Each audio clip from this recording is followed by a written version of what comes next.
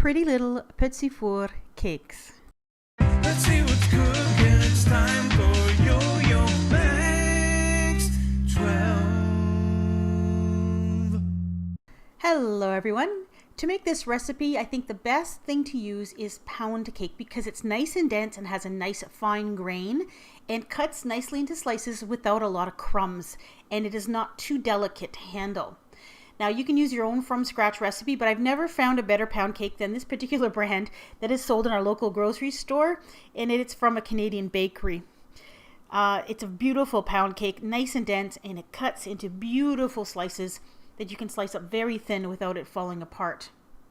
So basically what you need to do is cut off all the brown parts of the cake, all the crust or the outside part of the cake, and then you need to slice it into 1-inch slabs and then cut those slabs in half.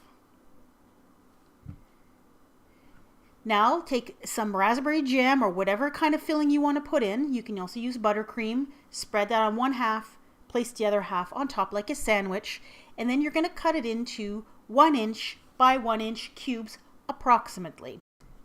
Now you can cut these into whatever shape or size that you want, of course, but Petits Fours, which means little oven in French, or Petits Fours if you want to anglicize the words, they are generally very small and can be eaten in 1 or 2 bites. Now these little cake cubes are coated with a poured fondant icing. Now I found the recipe I'm using in this video on a YouTube channel called Woodland Bakery, and this is a YouTube channel created by Gretchen, who owns a bakery called Woodland Bakery. This basically is icing sugar, corn syrup that's been warmed in the microwave, and some white chocolate that's been melted or white candy melts. And Gretchen and I both use white candy melts in this recipe. Then you're going to blend those things together a little bit, and then you're going to add some hot water. Enough water so that you get a pourable consistency, so that when you pick up a spoon and pour it off the spoon, it looks like the right texture that it's going to flow over your cake. And I'll show you what that looks like in a few minutes here. You also add some flavoring. I'm adding some almond extract because it's clear, but you can also use clear vanilla extract. And then a little bit of pink food color just to give it a nice shade of pink.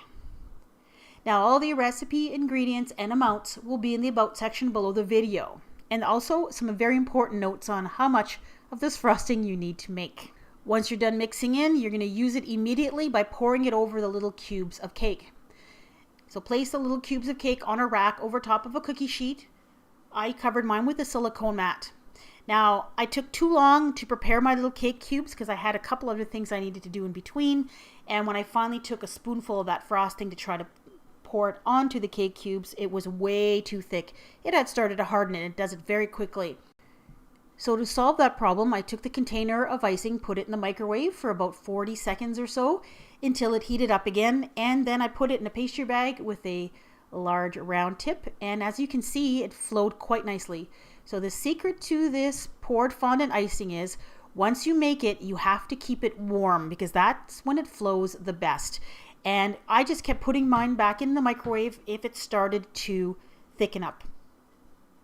Now the other secret to this particular recipe is to make enough fondant icing.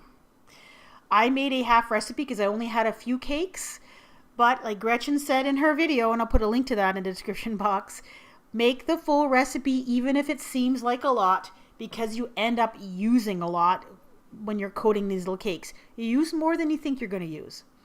So I realized I ran out of frosting about halfway through my little cakes, and of course most of it is fallen onto that silicone mat. So what I did was I just took the silicone mat, I scraped it back into the bowl, heated it up, and then continued to coat the cakes. Now another thing I found is after I coated them once, the coating is pretty, but it's also very sheer. Like you can see through it, you can see that middle layer. So I tried coating them a second time,